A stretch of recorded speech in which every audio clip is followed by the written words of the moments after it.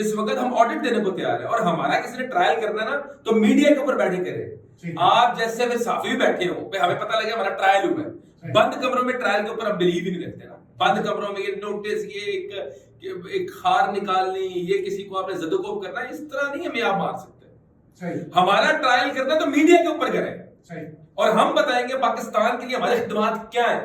کتنے نوجوانوں کی اصلاح کے اندر ہم نے اپنا کردار ادا کیا, کتنے نوجوانوں کے اندر پاکستانیت کا تعصب قائم کرنے کے اندر اپنا کردار ہم نے ادا کیا, کتنے لوگوں کو ہم لوگوں نے محب پاکستان بنایا.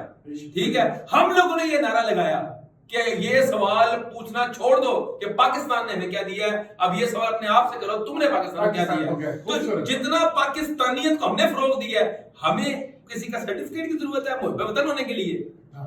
میں آپ کو بات بتاؤں کہ اس طرح کچھ معاشرے کے اندر ایسے ایلیمنٹس ہوتے ہیں جو ملک دشمن ہوتے ہیں, جو محب وطن اپنے جو ناگری ہوتے ہیں ان کو تنگ کرتے ہیں. ٹھیک ہے, ہمیں الٹا لٹکا دیں.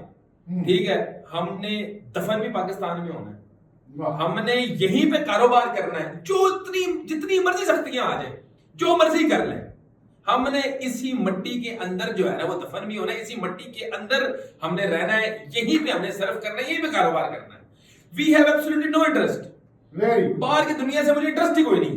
ٹھیک ہے, میں ساری زندگی باہر رہا ہوں, مجھ جیسے بندے کو کوئی بندہ باہر کا لالچ دے گا, یا مجھ جیسے بندے پہ کوئی بندہ الزام لگائے گا کہ باہر پیسہ منتقل, ہم لعنت بھیجتے ہیں.